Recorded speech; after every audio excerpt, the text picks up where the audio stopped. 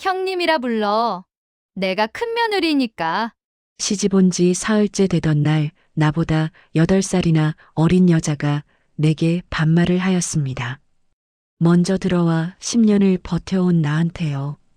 참았습니다. 법도니까요. 또 참았습니다. 어른들이 보고 계셨으니까요. 그렇게 또 참았습니다. 남편이 참으라 하였으니까요. 그런데 그게 끝이 아니었어요. 그 여자는 내가 참는 걸 보면서 점점 더 큰 며느리의 자리를 무슨 대단한 벼슬 마냥 시집살이를 시켰습니다. 오늘도 꽃담을 찾아주셔서 감사합니다. 구독과 좋아요는 큰 복을 가져다 줍니다. 한서윤이 이 집 문턱을 처음 넘은 것은 벌써 10년도 더 된 일이었습니다. 23세 나이에 혼례를 치르고 이 집에 들어섰을 때 그녀는 아직 세상 물정이라는 것을 제대로 헤아리지 못하던 나이였어요. 시댁이 어떤 곳인지, 며느리 노릇이 얼마나 고된 것인지 아무도 가르쳐 주지 않았고 그녀 스스로도 미처 짐작하지 못한 채로 이 집 안으로 걸어 들어왔지요. 남편 한도윤은 말수가 적고 표현이 서툰 사람이었지만 마음씨가 고약한 사람은 아니었기에 서윤은 그 곁을 묵묵히 지키며 하루하루를 쌓아나갔습니다. 살림은 오롯이 서윤의 몫이었어요. 새벽이 채 밝기도 전에 눈을 떠 우물물을 길어오고 아침 밥상을 차렸으며 장독을 살피고 계절이 바뀔 때마다 김장과 제사 준비를 혼자 도맡았습니다. 시어머니는 그것을 당연한 일로 여겼고 수고하였다거나 고맙다는 말 한마디가 돌아오는 일은 거의 없었지요. 그래도 서윤은 내색하지 않았어요. 이 집을 지키는 사람은 나라는 믿음 하나가 그 긴 세월을 버티게 해주었으니까요. 그 사이 집안에서 가장 큰 숙제로 남아있던 것이 하나 있었으니 바로 장남 한태연의 혼사였습니다. 도윤의 형인 태연은 성품이 곱고 자존심이 강한 사람으로 혼인 이야기가 나올 때마다 이런저런 사정이 겹치며 자꾸 미뤄지고 또 미뤄졌어요. 시어머니는 그 일로 속을 썩이며 안달을 하였고 친척 어른들도 혀를 찰 때가 많았지요. 그러다 서윤이 시집 온 지 10년이 훌쩍 지나서야 드디어 태연의 혼처가 정해졌다는 소식이 들려왔습니다. 상대는 윤채린이라는 처자였어요. 나이는 서윤보다 8살이 아래였고 서울 변두리에 넉넉하지는 않지만 반듯한 가문 출신이라 하였습니다. 혼례날이 가까워 오면서 서윤은 자신도 모르게 그 사람을 마음속으로 그려보곤 하였어요. 어떤 얼굴일지, 어떤 성품일지, 이 집에 들어오면 어떻게 어우러지게 될지, 동서가 생긴다는 것이 낯설기도 하였지만 오랫동안 혼자 도맡아온 살림을 함께 나눌 사람이 생긴다는 것이 조금은 위안이 되기도 하였지요. 그리고 마침내 혼례날 서윤은 처음으로 채린을 마주하였습니다. 곱고 단정한 얼굴이었어요. 화려하지는 않았지만 눈매가 또렷하고 인매가 고왔으며 어른들께 예를 갖추는 모습이 누가 보아도 반듯한 규수였습니다. 시어머니는 그날따라 환한 얼굴로 채린의 손을 잡았고 집안 어른들도 흐뭇한 눈빛으로 바라보았지요. 서윤도 그 모습을 보며 조용히 웃었습니다. 잘 지내면 되겠다고, 크게 어렵지 않을 것이라고 생각하면서요. 그 생각이 산산이 부서진 것은 사흘째 되던 날이었어요. 오전 내내 장독 정리를 마치고 서윤이 마루에서 잠시 숨을 고르고 있을 때였습니다. 채린이 안채 쪽에서 걸어오더니 서윤 앞에 딱 서서는 위에서 내려다보듯 하며 입을 열었어요. 동서, 반지꼬리 가져와. 순간 서윤의 손이 멈추었습니다. 동서 라는 호칭도 그러하였지만 가져와 라는 말투가 귀를 때렸어요. 부탁도 아니었고 청도 아니었습니다. 그냥 아랫사람에게 시키듯 당연하다는 듯 툭 던진 말이었지요. 서윤은 천천히 고개를 들어 채린을 바라보았습니다. 체리는 시선을 피하지도 않았어요. 오히려 어서 가져오라는 듯 서윤을 내려다보고 있었지요. 서윤은 아무 말도 하지 않았습니다. 말이 없는 것이 순종이 아니라는 것을 체린이 알았는지는 모르겠지만 서윤은 그 자리에서 따지지 않았어요. 혼례를 치른 지 사흘밖에 되지 않은 새색 씨에게 이 집에서 10년을 버텨온 자신이 말싸움을 거는 꼴이 보기 좋지 않다는 것을 알았으니까요. 그래서 조용히 반지꼬리를 가져다 주었습니다. 체리는 받아들면서 고맙다는 말 한마디 없이 돌아섰어요. 그리고 그날 오후 마침내 그 말이 터져 나왔습니다. 저녁 준비를 위해 부엌에서 서윤이 불을 올리고 있을 때 체린이 안으로 들어서더니 서윤의 옆에 서서 아무렇지도 않다는 듯 말하였어요. 형님이라 불러. 내가 큰 며느리니까. 부엌 안의 공기가 그 순간 완전히 굳어버렸습니다. 서윤은 손에 들고 있던 국자를 솥 위에 천천히 내려놓았어요. 그리고 체린을 바라보았습니다. 체린은 흔들림이 없었어요.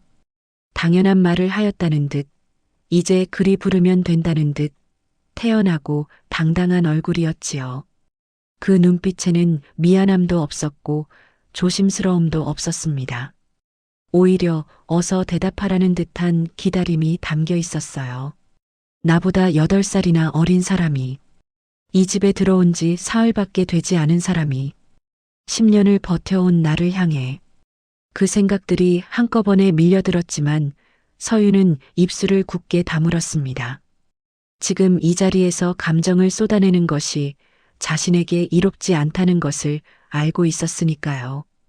그래서 그냥 다시 국자를 들었습니다. 대답 없이 그냥 손만 바라보면서요. 체리는 잠시 서윤의 옆모습을 바라보다가 피식 웃으며 부엌을 나갔어요. 그 웃음소리가 서윤의 귀에 오래 남았습니다. 비웃음도 아니었고 화난 것도 아니었어요. 그냥 이미 자신이 이겼다는 것을 아는 사람의 웃음이었지요.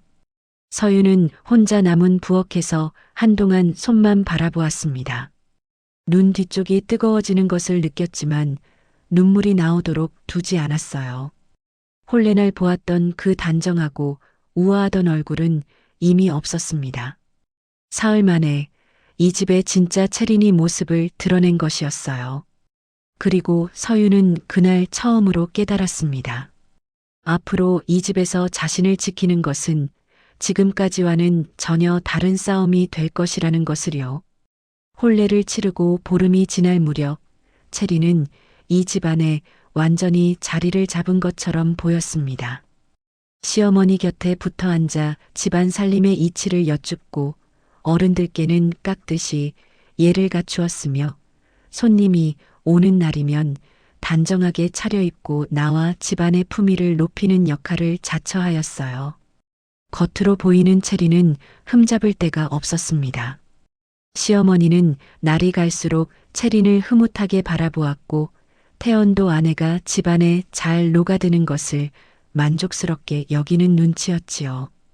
친척 어른들 사이에서도 한 집안 큰 며느리 잘 들였다는 말이 오갔습니다.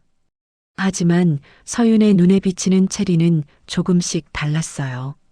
어른들 앞에서의 체린과 어른들이 없는 자리에서의 체린이 다르다는 것을 서윤은 날이 갈수록 더 선명하게 느끼기 시작하였습니다. 처음에는 그냥 넘겼어요. 자신이 지나치게 예민한 것일 수도 있었고 새 집에 적응하는 과정에서 누구나 조금씩 다른 모습을 보이는 법이라고 스스로를 달랬지요.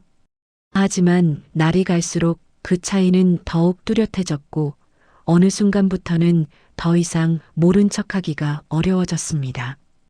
변화는 사소한 것들에서 먼저 드러났어요.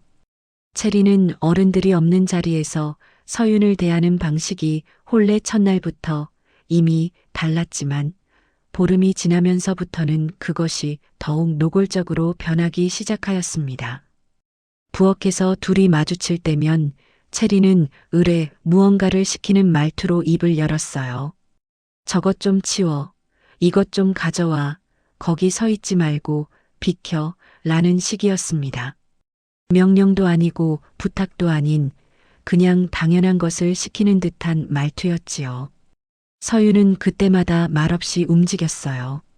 맞받아치는 것이 득이 되지 않는다는 것을 알았고 어른들 귀에 들어가면 도리어 자신이 새색시를 구박한다는 말을 들을 것이 뻔하였으니까요.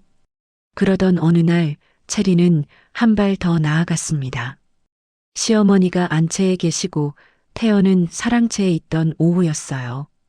체린이 마루에 앉아 있다가 마당을 지나는 서윤을 향해 아무렇지도 않다는 듯 불렀습니다. 동서, 이리 와봐. 서윤은 걸음을 멈추었어요. 동서라는 호칭이야 그렇다 치더라도 이리 와봐 라는 말은 분명히 아랫사람을 부르는 말이었습니다. 서윤은 천천히 체린 쪽으로 고개를 돌렸어요. 서윤은 천천히 체린 쪽으로 고개를 돌렸어요. 무슨 일이요? 체리는 서윤의 얼굴을 잠시 바라보다가 눈썹을 가볍게 치켜 올렸습니다. 형님이라 불러야지. 서윤은 잠시 체린을 바라보았어요. 가슴 안에서 무언가가 치밀어 올랐지만 꾹 눌렀습니다. 나이가 있으니 그 호칭을 쓰기가 어렵소. 체리는 그 말을 듣고 피식 웃었어요. 나이가 많으면 형님이야 아니면 큰 며느리가 형님이야. 법도가 어떻게 되는지 모르는 거야? 법도가 그리하더라도 나이가 있으니. 체리는 그 말을 듣고 잠깐 피식 웃었어요. 나이? 이 집에서 나이가 무슨 소용이야. 큰 며느리가 형님이지 나이 많은 며느리가 형님이야? 말이 틀리지 않았습니다. 그것이 더 서윤을 옥죄었어요. 법도로 따지면 체린의 말이 맞았고 체린은 그것을 정확히 알고 있었으며 그것을 무기로 조금도 거리낌 없이 휘두르고 있었지요. 서윤은 대꾸하지 않았습니다. 말을 이어봤자 자신이 더 지는 싸움이라는 것을 알았으니까요. 체리는 서윤이 아무 말도 하지 않자 더욱 여유로운 얼굴이 되었어요. 앞으로 어른들 없는 데서는 편하게 말해. 우리 사이에 뭘 그리 따져. 편하게 말해 라는 것은 체린이 편하겠다는 뜻이었습니다. 서윤이 편하겠다는 뜻이 아니었어요. 그 말 안에는 이미 위아래가 정해져 있었고 체리는 그것을 당연하게 여기고 있었지요. 서윤은 그냥 돌아섰습니다. 더 이상 그 자리에 서 있는 것이 자신에게 아무 도움이 되지 않는다는 것을 알았으니까요. 그날 저녁 서윤은 남편 도윤에게 조심스럽게 말을 꺼냈습니다. 형수께서 저를 대하는 것이 조금 이상한 것 같습니다. 도윤은 밥상 앞에서 잠시 말이 없다가 이윽고 입을 열었어요. 형수님이 아직 집안에 적응하는 중이니 좀 더 기다려보구려.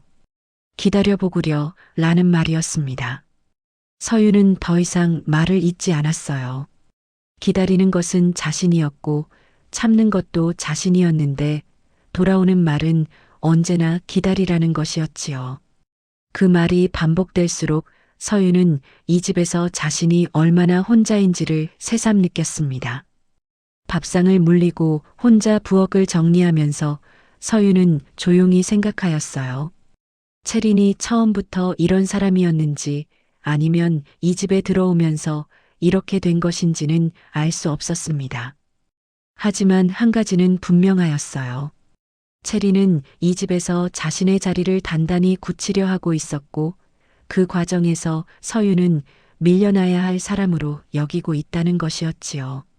그리고 그것을 막을 사람은 지금 이 집안에 아무도 없었습니다. 서윤은 손에 들고 있던 행주를 천천히 내려놓으며 바깥을 바라보았어요. 어둠이 내려앉은 마당은 고요하였지만 서윤의 가슴속은 그 고요함과는 거리가 멀었습니다. 참는 것에도 끝이 있다는 것을 서윤은 아직 입 밖으로 내지 않았어요. 하지만 그 끝이 어디쯤인지 조금씩 보이기 시작하고 있었지요. 봄이 지나고 여름이 시작될 무렵 체린의 태도는 더 이상 조심스럽지 않았습니다. 처음 한 달, 두 달 동안은 그래도 어른들 앞에서만큼은 티를 내지 않았어요. 시어머니가 자리에 있을 때는 여전히 단정하고 공손한 큰 며느리였고 태연이 보는 앞에서는 살뜰하고 반듯한 아내였습니다. 하지만 어른들의 눈이 없는 자리에서 특히 서윤과 단둘이 마주치는 순간에는 이미 그 가면이 거의 벗겨져 있었지요. 그리고 여름이 되면서 체리는 그 가면을 유지하는 것조차 크게 신경 쓰지 않는 것처럼 보이기 시작하였습니다. 서윤은 그 사이에도 계속 참고 있었어요. 남편 도윤에게 몇 번 넌지시 말을 꺼낸 적이 있었지만 돌아오는 말은 언제나 같았습니다. 형수님이 아직 적응 중이니 기다려보라는 말이었지요. 기다리는 것은 자신이었고 참는 것도 자신이었는데 돌아오는 말은 언제나 조금만 더 기다려보라는 것이었어요. 그 말이 반복될수록 서윤은 이 집에서 자신이 얼마나 혼자인지를 새삼스럽게 느꼈습니다. 그러던 어느 날 오후 마침내 일이 터졌어요. 시어머니가 친척 댁에 나들이를 나가고 태연과 도윤도 바깥 일로 자리를 비운 날이었습니다. 집안에는 서윤과 채린 두 사람만 남아 있었어요. 서윤은 오전부터 가을 제사를 미리 준비하려고 장독 정리를 하고 있었고 채린은 안채에서 무언가를 하고 있었지요. 한낮이 되어 서윤이 마루에 올라와 잠시 땀을 식히고 있을 때였습니다. 채린이 안채에서 나오더니 서윤을 내려다보며 말하였어요. 장독 정리를 왜 마음대로 해? 내가 시키기도 전에. 서윤은 손에 들고 있던 수건을 천천히 내려놓았습니다. 내가 10년째 해온 일이오. 채린은 그 말을 듣고 잠깐 눈을 가늘게 뜨더니 피식 웃었어요. 10년이면 뭐해? 이 집 살림은 내가 맡은 거잖아. 서윤은 천천히 자리에서 일어났습니다. 채린과 눈높이를 맞추고 싶었던 것인지 아니면 더 이상 앉아서 이 말을 듣고 싶지 않았던 것인지 자신도 알 수 없었어요. 그냥 몸이 먼저 움직였지요. 채린 씨, 이 집 부엌은 내가 시집 온 첫날부터 지금까지 한 번도 손을 놓은 적이 없소? 그 세월을 그리 쉽게 말하지 마시오. 채린의 눈빛이 순간 차갑게 변하였습니다. 채린 씨, 형님이라고 불러야지. 내가 몇 번을 말해야 알아들어. 서윤은 입술을 굳게 다물었어요. 채린은 거기서 멈추지 않았습니다. 동서는 참 이상해. 법도가 어떻게 된 건지 알면서도 왜 자꾸 모른 척이야. 설마 내가 나이가 어리다고 우습게 보는 거야?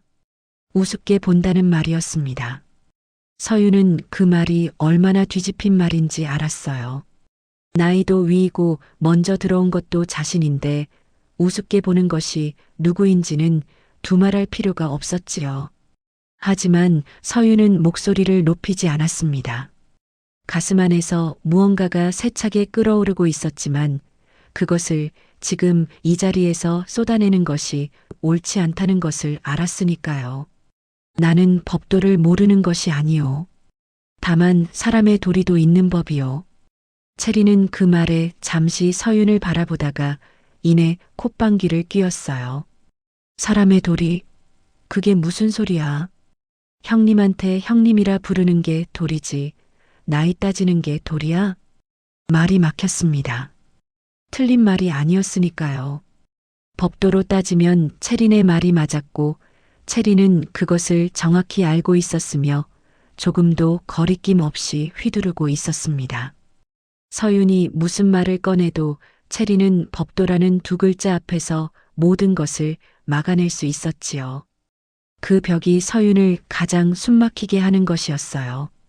채린은 서윤이 말을 잇지 못하자 더욱 여유로운 얼굴이 되었습니다. 앞으로 살림 관련된 건 나한테 먼저 말하고 움직여. 알았어? 알았어. 라는 말이었습니다. 나이도 아래이고 이 집에 들어온 지 2달도 채 되지 않은 사람이 10년을 버텨온 사람에게 알았어. 라고 하는 것이었어요. 서윤은 그 말을 듣는 순간 온몸에 힘이 빠져나가는 것 같은 느낌을 받았습니다. 분한 것인지 허탈한 것인지 아니면 그냥 너무 오래 참아온 것들이 한꺼번에 무너지는 것인지 알 수 없었어요. 체리는 대답을 기다리지도 않고 안채로 들어갔습니다. 마루에 혼자 남은 서유는 한동안 그 자리에 서 있었어요. 손이 떨리고 있다는 것을 한참 뒤에야 느꼈지요. 눈 뒤쪽이 뜨거워지는 것을 느꼈지만 울지 않으려 하였습니다. 이런 일로 눈물을 보이는 것이 스스로 용납되지 않았어요. 10년을 버텨온 사람이 시집 온 지 2달도 안 된 사람 앞에서 눈물을 보인다는 것이 너무도 억울하였으니까요. 서유는 눈을 꾹 감았다가 천천히 뜨고 다시 장독 쪽으로 발걸음을 옮겼습니다. 손은 여전히 떨리고 있었지만 발걸음은 멈추지 않았어요. 그리고 서유는 그날 처음으로 생각하였습니다. 참는 것에도 끝이 있다는 것을, 그리고 자신이 그 끝에 조금씩 가까워지고 있다는 것을요.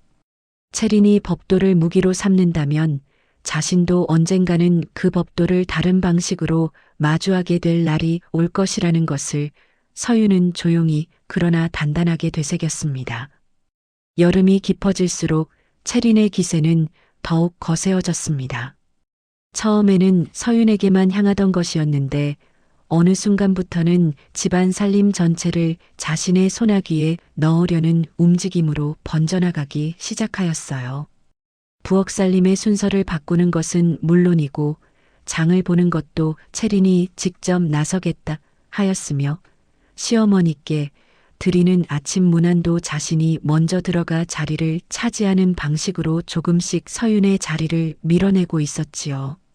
그 모든 것이 어찌나 자연스럽고 능숙하게 이루어지던지 겉에서 보면 그냥 살뜰한 큰 며느리가 집안을 챙기는 것처럼 보일 뿐이었습니다. 하지만 서윤의 눈에는 그 모든 것이 보였어요. 체린이 하나씩 자리를 넓혀갈 때마다 서윤이 10년을 쌓아온 것들이 하나씩 지워지고 있었습니다. 누가 빼앗는다고 소리치는 것도 아니었고 누가 나가라 하는 것도 아니었어요. 그냥 조용히 물이 스며들듯이 체리는 이 집안의 모든 것을 자신의 것으로 만들어가고 있었지요. 그리고 그 과정에서 서윤은 점점 이 집의 사람이 아니라 그냥 거처하는 사람처럼 되어가고 있었습니다. 시어머니는 그 모든 것을 흐뭇하게 바라보고 있었어요. 체린이 아침 일찍 문안을 드리러 오면 기특하다 하였고 체린이 손님상을 차리면 솜씨가 좋다 하였으며 체린이 살림 방식을 바꾸면 그것이 더 낫겠다 하였습니다. 오랫동안 비어있던 큰 며느리 자리가 채워진 것이 그토록 반가웠던 것인지 시어머니는 체린이 하는 것이라면 무엇이든 좋게 보는 것 같았어요. 서윤이 10년을 해온 방식은 어느새 낡은 것이 되어버렸고 체린이 들고 온 방식이 새롭고 좋은 것이 되어가고 있었지요. 그러던 어느 날 서윤은 부엌에서 뜻하지 않은 장면을 마주하였습니다. 자신이 오랫동안 써온 장독 자리에 체린이 새로운 항아리를 들여다 놓은 것이었어요. 서윤이 직접 고르고 자리를 잡아 수년째 써온 항아리는 한쪽 구석으로 밀려나 있었고 그 자리에는 체린이 가져온 낯선 항아리가 떡하니 놓여 있었습니다. 서윤은 잠시 그것을 바라보다가 체린을 찾았어요. 체린은 안채 마루에 앉아 바느질을 하고 있었습니다. 장독 자리를 왜 바꾼 것이오? 체린은 바느질하던 손을 멈추지도 않고 대답하였어요. 거기가 더 볕이 잘 드는 자리잖아. 내가 보기엔 그쪽이 낫더라고. 그 자리는 내가 수년째 써온 자리요. 바꾸려면 먼저 말을 해주었어야지요. 체리는 그제야 바느질하던 손을 멈추고 서윤을 바라보았습니다. 그 눈빛에는 귀찮다는 기색이 역력하였어요. 동서가 쓰던 자리면 내가 못 바꿔? 내가 이 집 큰 며느리잖아. 서윤은 입술을 굳게 다물었습니다. 큰 며느리라 하더라도 함께 사는 사람에게 먼저 말을 하는 것이 도리 아니겠소? 체리는 피식 웃으며 다시 바느질로 시선을 내렸어요. 도리도리 하는데 동서가 나한테 형님이라 부르는 게 먼저 도리 아니야? 그건 안 지키면서 나한테 도리 따지면 어떡해. 말문이 막혔습니다. 체리는 언제나 그런 식이었어요. 서윤이 무슨 말을 꺼내도 결국 형님 소리를 못 듣는다는 것으로 되돌아왔고 그 말 앞에서 서윤의 모든 말은 힘을 잃었지요. 법도를 따르지 않는 사람이 도리를 말하는 것은 어불성설이라는 논리였고 체리는 그 논리를 방패 삼아 자신이 하는 모든 것을 정당화하고 있었습니다. 그날 저녁 서윤은 도윤에게 다시 한번 말을 꺼냈어요. 형수께서 제 허락도 없이 부엌 살림을 자꾸 바꾸고 있습니다. 이번엔 장독 자리까지 손을 대었어요. 도윤은 한동안 말이 없다가 조심스럽게 입을 열었습니다. 형수님이 큰 며느리로서 살림을 챙기려는 것이니 너무 각을 세우지 말고 맞춰가는 것이 어떻겠소? 맞춰가라는 말이었어요. 서윤은 그 말을 듣는 순간 가슴 어딘가가 툭 끊어지는 느낌을 받았습니다. 남편마저 체린의 편이 아니더라도 적어도 자신의 편은 되어주기를 바랐는데 그것조차 아니었지요. 이 집에서 자신의 편은 아무도 없다는 것을 서윤은 그날 저녁 비로소 똑똑히 깨달았습니다. 혼자 부엌을 정리하면서 서윤은 조용히 생각하였어요. 체리는 분명히 영리한 사람이었습니다. 어른들 앞에서는 한치의 흠도 잡히지 않게 처신하면서 보이지 않는 곳에서는 조금씩 자신이 원하는 것을 이루어 나가고 있었으니까요. 그 방식이 어찌나 치밀하던지 서윤이 시어머니께 말을 드려봐야 체린의 말과 행동에서 흠을 잡기가 어려울 것이 뻔하였습니다. 하지만 서윤은 한 가지를 알고 있었어요. 아무리 영리한 사람도 아무리 능숙하게 가면을 쓰는 사람도 오래 살다 보면 반드시 본색을 드러내는 순간이 온다는 것을요. 그리고 그 순간이 왔을 때 자신은 반드시 그 자리에 있을 것이라고 서윤은 조용히 다짐하였습니다. 지금은 참을 때였어요. 하지만 그 참음이 영원히 계속되지는 않을 것이었지요. 행주를 내려놓으며 서윤은 고개를 들어 어둠이 내려앉은 마당을 바라보았습니다. 바람 한 점 없는 고요한 밤이었지만 이 집안에서 조용한 전쟁은 이미 시작된 지 오래였어요. 그리고 그 전쟁의 끝이 어떻게 될지 서윤은 아직 알지 못하였지만 한 가지만큼은 분명히 알고 있었습니다. 지지 않겠다는 것을요. 가을이 깊어지면서 집안의 긴장은 더 이상 서윤과 체린 사이에만 머물지 않았습니다. 체린이 이 집에 들어온 지 어느덧 반년이 지나가고 있었고 그 사이 집안의 공기는 조금씩 달라져 있었어요. 겉으로는 여전히 평온한 것처럼 보였지만 그 평온함 아래에는 저마다 감추고 있는 것들이 쌓여가고 있었지요. 그리고 그것이 마침내 형제 사이로 번진 것은 어느 늦가을 저녁 사랑채에서였습니다. 태연과 도윤이 단둘이 마주 앉은 자리였어요. 처음에는 그냥 일상적인 이야기를 나누는 자리였습니다. 바깥일 이야기도 하고 집안 살림 이야기도 하면서 형제가 오랜만에 여유롭게 이야기를 나누고 있었지요. 그런데 도윤이 조심스럽게 말을 꺼냈어요. 형님, 드릴 말씀이 하나 있습니다. 태연은 찻잔을 들며 눈짓으로 말해보라 하였습니다. 아내가 요즘 많이 힘들어하고 있습니다. 형수께서 살림을 대하는 방식이 좀 과하다 싶을 때가 있어서요. 태연의 손이 잠깐 멈추었어요. 과하다니 그게 무슨 말이냐? 도윤은 잠시 말을 고르다가 천천히 입을 열었습니다. 서윤이 10년을 도맡아온 살림을 형수께서 하나씩 바꾸시는 것은 그렇다 치더라도 아내를 대하는 말씨가 좀 지나친 것 같습니다. 나이도 위이고 먼저 들어온 사람인데 형수께서 너무 아랫사람 대하듯 하시는 것 같아서요. 태연의 표정이 굳었습니다. 내 아내가 이 집 큰 며느리인데 살림을 챙기는 것이 당연한 것 아니냐? 살림을 챙기는 것과 사람을 하대하는 것은 다른 일이지 않습니까? 도윤의 말에 사랑채 안이 조용해졌어요. 태연은 잠시 찻잔을 내려다보다가 이윽고 입을 열었습니다. 동서가 형님이라 부르지 않으니 불편한 것 아니겠느냐? 서로 간에 예를 갖추면 될 일을 굳이 나한테까지 가져오는 것이냐? 도윤은 조심스럽지만 물러서지 않았어요. 형님, 제 아내가 형님이라 부르지 못하는 데는 이유가 있습니다. 나이도 아래이고 들어온 것도 나중인 사람한테 형님 소리를 하는 것이 어디 쉬운 일이겠습니까? 법도가 그렇다 하더라도 형수께서 먼저 사람의 도리를 갖추어 대하신다면 서윤도 달라질 것입니다. 태연의 눈빛이 차가워졌습니다. 지금 내 말은 내 아내가 도리를 모른다는 것이냐? 그런 뜻이 아니라, 아니면 내가 아내를 잘못 단속하고 있다는 것이냐? 도윤은 입을 다물었어요. 태연의 목소리는 높아지지 않았지만 그 안에 담긴 날이 분명하였습니다. 형제 사이에 이런 말이 오간 것이 처음이었고 도윤도 이 이상 말을 밀어붙이는 것이 옳지 않다는 것을 느꼈지요. 아닙니다. 그냥 아내가 힘들어하는 것 같아 드린 말씀입니다. 태연은 잠시 말이 없다가 찻잔을 들며 짧게 말하였어요. 집안일은 여자들끼리 알아서 할 일이다. 형제 사이에 이런 말이 오가는 것은 보기 좋지 않으니 앞으로는 그리 하지 마라. 그것으로 이야기는 끝났습니다. 도윤은 사랑채를 나오면서 입술을 굳게 다물었어요.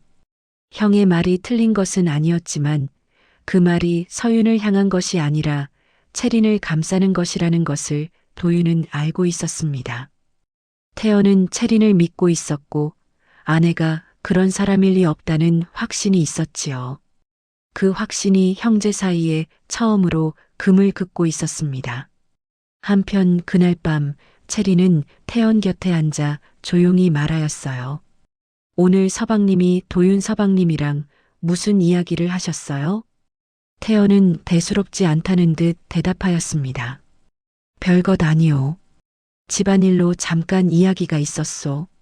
채린은 더 묻지 않았어요. 하지만 그 눈빛에는 이미 모든 것을 짐작하고 있다는 빛이 담겨 있었습니다.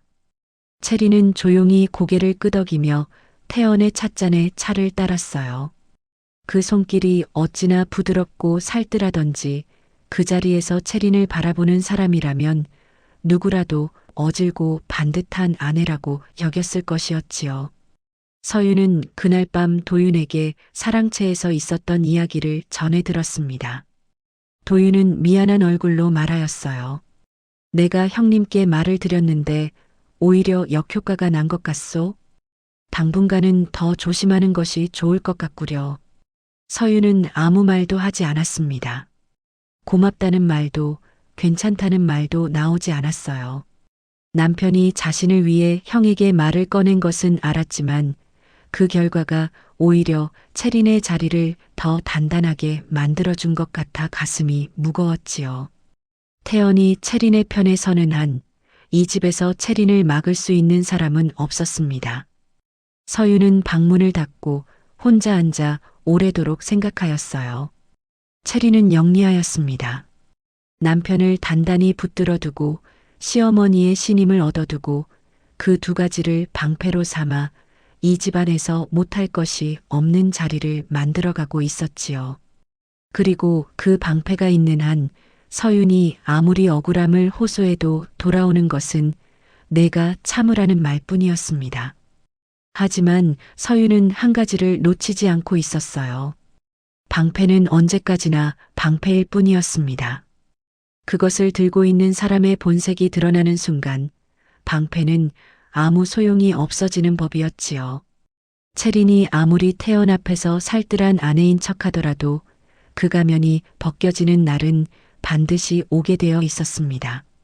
그리고 서윤은 그날을 기다리기로 하였어요. 조용히 그러나 단단하게요. 제사가 있는 날은 이 집안에서 가장 분주한 날이었습니다. 사흘 전부터 장을 보고 음식을 장만하며 제사상에 올릴 것들을 하나하나 정성껏 준비하는 것이 이 집의 오랜 방식이었어요. 서윤은 시집 온 첫 해부터 그 모든 것을 도맡아 왔고 어떤 재물을 어느 자리에 놓는지, 어떤 음식을 어떤 순서로 장만하는지 눈을 감고도 알 수 있을 만큼 몸에 익혀온 일이었습니다. 제삿날만큼은 서윤이 이 집의 중심이 되는 날이었고 그것이 서윤에게는 적지 않은 자부심이기도 하였지요. 하지만 올해는 달랐어요. 채린이 들어온 첫 번째 제삿날이었습니다. 채린은 제사 준비가 시작되기도 전에 시어머니께 먼저 달려가 여쭈었어요. 어떤 음식을 어떻게 장만하는지, 제사상은 어떻게 차리는지, 마치 자신이 이 집 제사를 처음부터 도맡아 온 사람인 것처럼 하나하나 꼼꼼하게 물었지요. 시어머니는 그런 채린이 기특하였는지 흔쾌히 가르쳐 주었고, 그러면서 자연스럽게 이번 제사 준비의 중심은 채린이 되어가고 있었습니다. 서윤은 그 모습을 지켜보며 말없이 부엌으로 들어갔어요. 제사 준비 이틀째 되던 날 오전이었습니다. 서윤이 이른 새벽부터 전을 부치고 있을 때 채린이 부엌으로 들어왔어요. 서윤 옆에 서더니 전을 부치는 방식을 한참 바라보다가 입을 열었습니다. 그렇게 부치면 기름이 너무 많이 들어가잖아. 내가 할게. 서윤은 뒤집개를 든 채로 채린을 바라보았어요. 이 집에서 10년을 이리 부쳐온 것이요. 어머님도 이 방식을 아시고 계십니다. 채린은 어깨를 으쓱하였어요. 어머님이 나한테는 기름을 아끼라고 하셨거든. 동서가 하던 방식이 맞는지 모르겠네. 서윤은 입술을 굳게 다물었습니다. 또 시어머니를 내세우는 방식이었어요. 채린이 언제나 써온 그 방패였지요. 서윤은 대꾸하지 않고 다시 전을 뒤집었습니다. 채린은 잠시 서 있다가 결국 옆에서 다른 음식을 만지기 시작하였어요. 그렇게 부엌에서 두 사람이 함께 움직이는 시간이 이어졌습니다. 좁은 부엌 안에서 두 사람이 마주치는 것은 불편한 일이었어요. 채린은 틈만 나면 서윤이 하는 것에 한마디씩 얹었고 서윤은 그때마다 말없이 넘기거나 짧게 대꾸하며 버텼지요. 그 팽팽한 긴장이 제삿날 저녁까지 이어졌습니다. 제삿날 저녁 마침내 모든 것이 터졌어요. 제사상을 차리는 마지막 순서였습니다. 서윤이 오랫동안 해온 방식대로 재물을 하나씩 자리에 놓고 있을 때 채린이 다가오더니 서윤이 놓은 재물 하나를 집어 다른 자리로 옮겼어요. 이건 이쪽이 맞아. 서윤은 손을 멈추었습니다. 그 자리는 내가 시집온 첫 해부터 지금까지 한 번도 바꾼 적이 없는 자리요. 어른들도 다 아시는 방식이요. 채린은 눈썹을 올리며 서윤을 바라보았어요. 내가 어머님께 여쭤봤는데 이쪽이 맞다고 하셨거든. 동서가 틀리게 해온 거잖아. 그 말이 떨어지는 순간 서윤의 안에서 무언가가 끊어지는 소리가 들렸습니다. 10년이었어요. 10년을 단 한 번도 틀린 적 없이 해온 일이었지요. 그것을 시집온 지 반년도 채 되지 않은 사람이 틀렸다고 말하는 것이었습니다. 그것도 어머님께 여쭤봤다는 말을 앞세워서요. 서윤은 더 이상 아무 말도 하지 않았어요. 그냥 채린이 옮겨놓은 재물을 다시 원래 자리로 돌려놓았습니다. 채린의 눈빛이 순간 날카로워졌어요. 지금 뭐 하는 거야? 원래 자리에 돌려놓는 것이요. 내가 어머님께 여쭤보고 바꾼 건데 동서가 왜 마음대로야? 서윤은 채린을 바라보았습니다. 그 눈빛에는 지금까지와는 다른 무언가가 담겨 있었어요. 더 이상 꾹 눌러 참는 눈빛이 아니었지요. 채린 씨, 형님이라고 불러. 채린 씨. 서윤은 같은 말을 반복하였습니다. 채린의 얼굴이 굳어졌어요. 바로 그 순간 제사 준비를 살피러 나오시던 시어머니가 그 자리에 들어섰습니다. 그리고 두 며느리가 제사상 앞에서 팽팽하게 마주 서 있는 장면을 보았지요. 무슨 일이냐? 시어머니의 목소리는 낮았지만 무거웠어요. 채린이 먼저 입을 열었습니다. 어머님, 제가 어머님께 여쭤본 대로 재물 자리를 바꾸었는데 동서가 자꾸 원래대로 돌려놓으려 합니다. 시어머니의 시선이 서윤에게로 향하였어요. 서윤은 이번에는 고개를 숙이지 않았습니다. 지금까지 수없이 고개를 숙여왔지만 이번만큼은 눈을 들어 시어머니를 바라보았어요. 어머님, 이 자리는 제가 시집온 첫 해부터 어머님께 직접 배워 지켜온 자리입니다. 한 번도 바꾼 적이 없고 어머님께서도 한 번도 틀렸다 하신 적이 없으셨지요. 시어머니는 잠시 말이 없었어요. 그 침묵이 길게 이어지는 동안 채리는 태연한 얼굴로 서 있었고 서윤은 흔들리지 않는 눈빛으로 시어머니를 바라보고 있었습니다.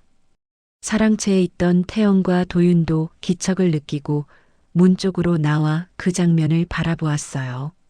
시어머니는 천천히 입을 열었습니다. 예, 둘째야. 예, 어머님. 내가 해온 방식대로 하여라. 그 한마디였어요. 채린의 얼굴에서 처음으로 당황한 빛이 스쳤습니다. 태연의 눈썹이 미세하게 움직였어요. 도윤은 조용히 숨을 내쉬었지요.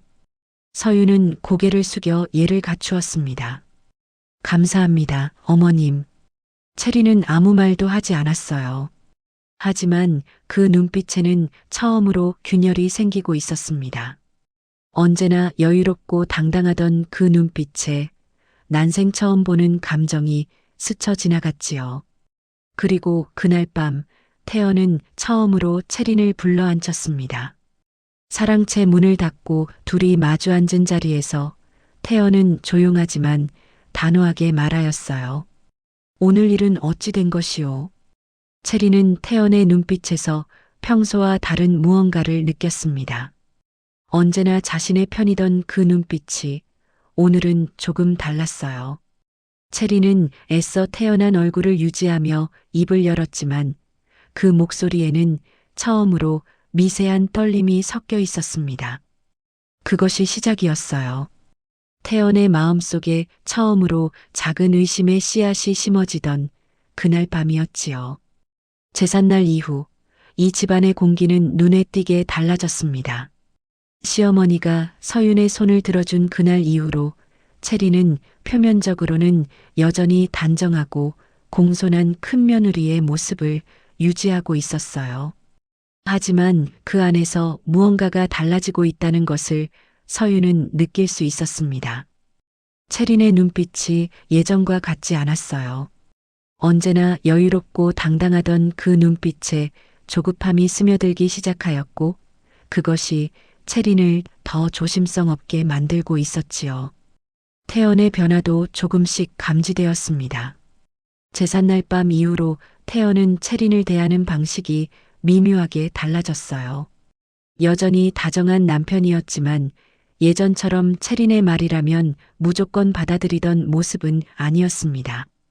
채린이 집안일에 대해 무언가를 말하면 태연은 예전처럼 그냥 고개를 끄덕이지 않고 한 번씩 되물었어요.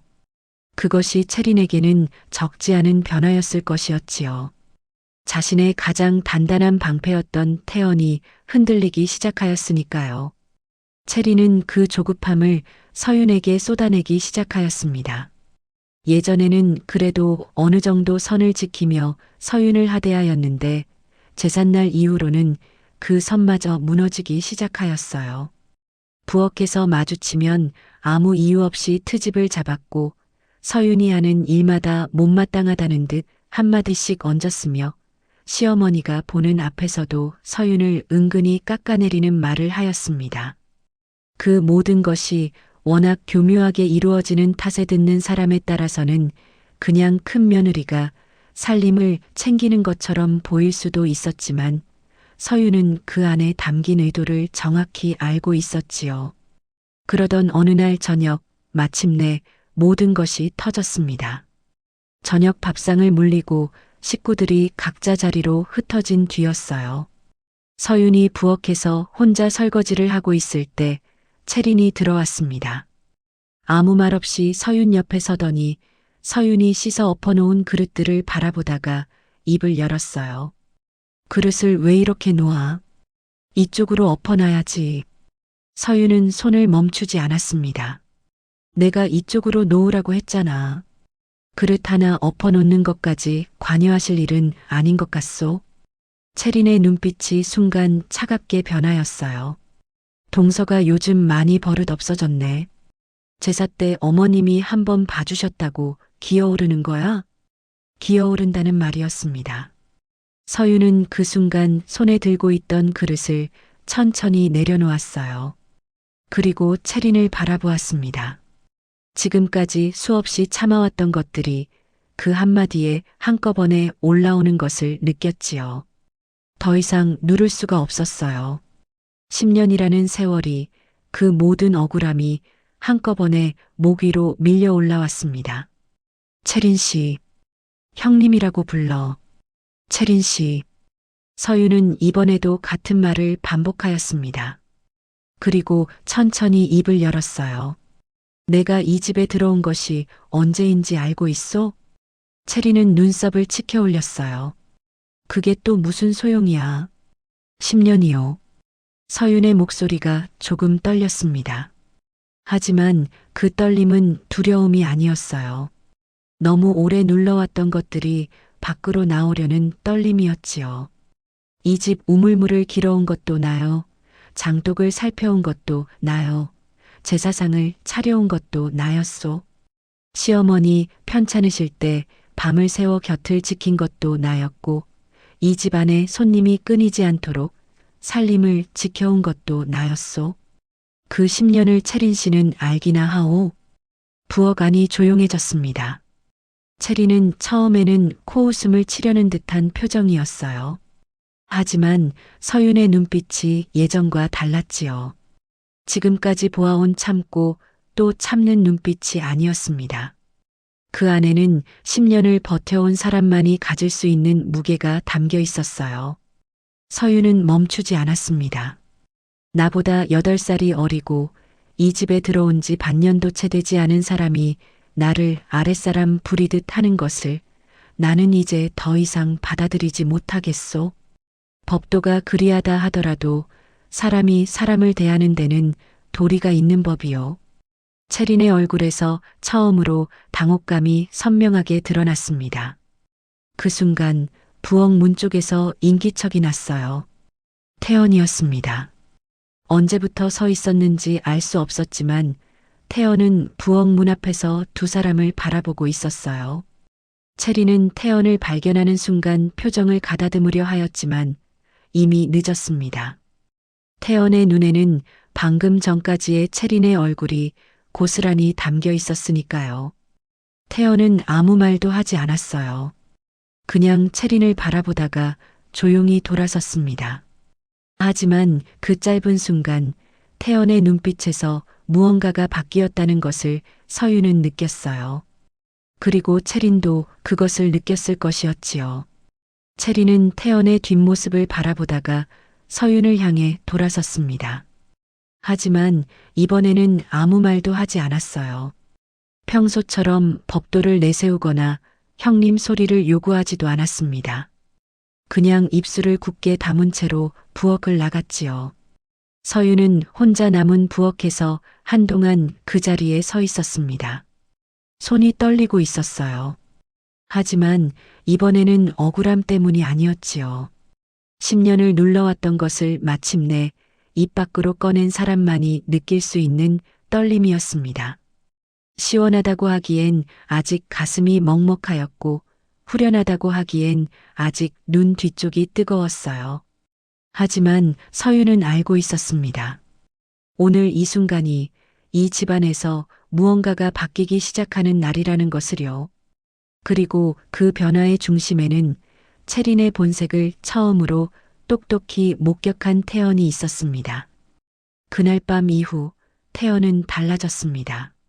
눈에 띄게 달라진 것은 아니었어요. 채린에게 차갑게 대하거나 노골적으로 등을 돌리는 것이 아니었지요. 하지만 서윤의 눈에는 그 미묘한 변화가 보였습니다. 태연이 채린을 바라보는 눈빛이 예전과 같지 않았어요. 예전에는 채린이 말하면 그냥 받아들이던 태연이 이제는 한 번씩 멈추고 생각하는 것 같았지요. 그 작은 변화가 채린에게는 적지 않은 압박이 되고 있는 것 같았습니다. 채린은 조급해졌어요. 태연의 마음을 다시 붙들어 두려는 듯 예전보다 더 살뜰하게 굴었습니다. 아침에는 일찍 일어나 태연의 새순물을 손수 떠다 놓았고 저녁에는 태연이 좋아하는 음식을 챙겨 올리며 곁을 맴돌았어요. 하지만 그 모든 것이 어쩐지 예전처럼 자연스럽지 않았습니다. 지나치게 애를 쓰는 것이 오히려 더 어색하게 보였지요. 태연은 그런 채린을 그냥 받아들이는 것 같았지만 그 눈빛에서 예전의 따뜻함이 온전히 돌아오지는 않았어요. 그러던 어느 날 결정적인 일이 벌어졌습니다. 시어머니께서 몸이 편찮으셔서 자리에 누우신 날이었어요. 서윤은 아침 일찍부터 시어머니 곁을 지키며 미음을 쏘아 올리고 약재를 다리며 하루 종일 안채를 들락거렸습니다. 채린도 아침에는 문안을 드리러 들어갔지만 오전이 지나면서부터는 자신의 방에 머무는 시간이 길어졌어요. 오후가 되어 서윤이 약재를 다리고 있을 때 마침 태연이 바깥일을 마치고 들어오다가 안채 쪽을 들여다보았습니다. 시어머니 곁에서 약그릇을 들고 앉아 있는 서윤의 모습이 보였고 채린은 보이지 않았지요. 태연은 잠시 그 장면을 바라보다가 조용히 채린의 방 쪽으로 발걸음을 옮겼어요. 채린은 방 안에서 바느질을 하고 있었습니다. 태연이 들어서자 채린은 반갑게 맞이하였어요. 하지만 태연의 표정이 굳어 있다는 것을 채린도 느꼈을 것이었지요. 어머니가 편찮으신데 왜 이 자리에 있는 것이오? 채린은 잠깐 눈을 깜빡이더니 말하였어요. 아까 문안은 드렸는데 동서가 곁에 있으니 제가 있을 자리가 없는 것 같아서요. 서윤 동서가 있으니 자신이 있을 자리가 없다는 말이었습니다. 태연은 잠시 채린을 바라보다가 조용히 말하였어요. 동서가 있어도 당신이 시어머니 곁을 지키는 것이 큰 며느리의 도리 아니겠소? 채린의 얼굴에 당혹감이 스쳤습니다. 그건 동서가 하니까 당신이 안 해도 된다는 것이오. 태연의 목소리는 낮았지만 그 안에 담긴 무게가 달랐어요. 채린은 말을 잇지 못하였습니다. 태연이 이런 말을 한 것은 처음이었으니까요. 언제나 자신의 편이었던 사람이 처음으로 자신에게 도리를 묻고 있었지요. 그날 저녁 태연은 도윤을 조용히 불렀습니다. 형제가 마주 앉은 자리에서 태연은 한동안 말이 없다가 천천히 입을 열었어요. 내가 그동안 동서에게 너무 무심하였던 것 같다. 도윤은 아무 말도 하지 않았습니다. 그냥 형의 말을 들었어요. 내 집사람이 이 집에 들어온 뒤로 동서가 많이 힘들었을 텐데 나는 잡사람의 말만 믿고 제대로 살피지 못하였다. 부엌에서 있었던 일도 그 전에 있었던 일들도 내가 알면서도 외면한 것이 아닌가 싶구나. 도윤은 조용히 말하였어요. 형님이 그리 말씀해 주시니 서윤이 들으면 위로가 될 것입니다. 태연은 고개를 끄덕이며 찻잔을 들었습니다. 그리고 잠시 후 낮게 말하였어요. 내 집사람에 대해서는 내가 좀 더 똑똑히 봐야겠다. 그 말이 무엇을 뜻하는지 도윤은 알았습니다. 그냥 조용히 고개를 끄덕였지요. 며칠 뒤 태연은 채린과 마주 앉았어요. 그 자리에서 태연은 그동안 자신이 보고 들어온 것들을 하나씩 꺼내었습니다. 부엌에서 있었던 일도 서윤에게 해온 말들도 제삿날 있었던 일도 태연은 차분하게 하나하나 짚었어요. 채린은 처음에는 해명하려 하였고 그 다음에는 억울하다 하였으며 마지막에는 눈물을 보였습니다. 하지만 태연은 예전처럼 채린의 눈물에 마음이 흔들리지 않았어요. 나는 부인이 집에서 큰 며느리로 제대로 자리를 잡기를 바랐소.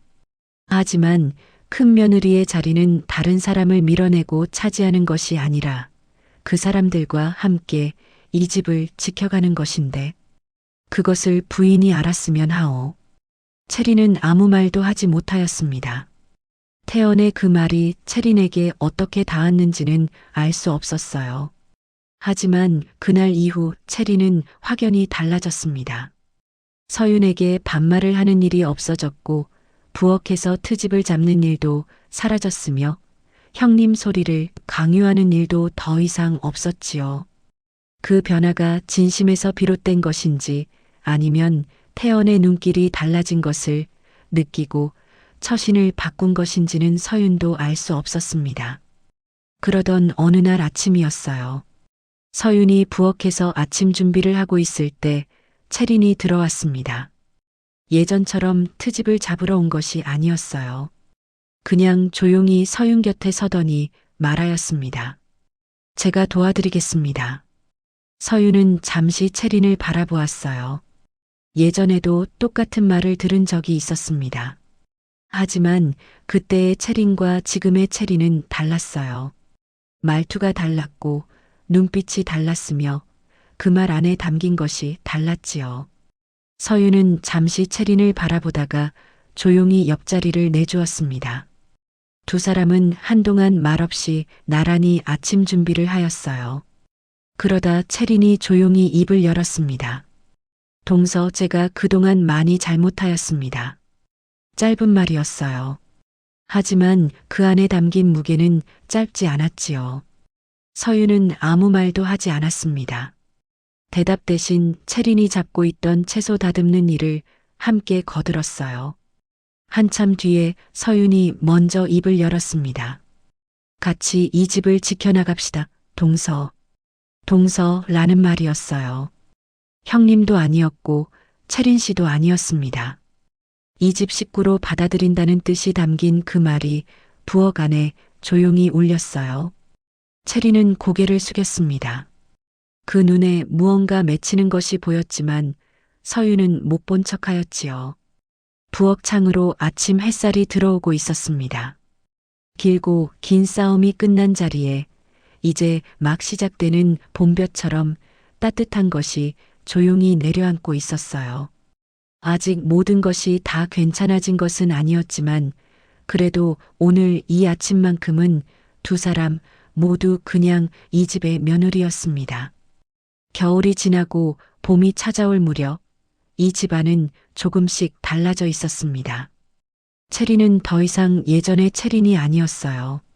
태연의 눈빛이 달라진 뒤로 그리고 자신이 먼저 잘못하였다는 말을 꺼낸 뒤로 채린은 조용히 그러나 분명하게 변해가고 있었지요.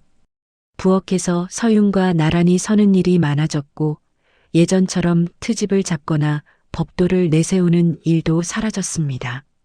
그러던 어느 봄날 아침이었어요. 두 사람이 함께 마당에 나와 빨래를 널고 있을 때였습니다. 채린이 먼저 입을 열었어요. 저번에 제가 장독자리 바꾼 것 다시 원래대로 돌려놓겠습니다. 서윤은 빨래를 널던 손을 잠시 멈추었다가 다시 움직였어요.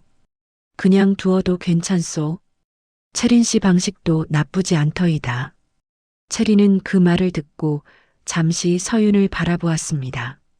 그 눈빛에는 예전의 당당함 대신 무언가 조심스럽고 따뜻한 것이 담겨 있었어요. 감사합니다. 두 사람은 한동안 말없이 빨래를 널었습니다. 봄바람이 마당을 가로질러 지나갔고 빨래가 하늘거리는 소리만이 그 고요함을 채우고 있었어요. 그러다 서윤이 먼저 조용히 입을 열었습니다. 형님. 채린의 손이 멈추었어요. 서윤은 빨래에서 시선을 떼지 않은 채로 말을 이었습니다.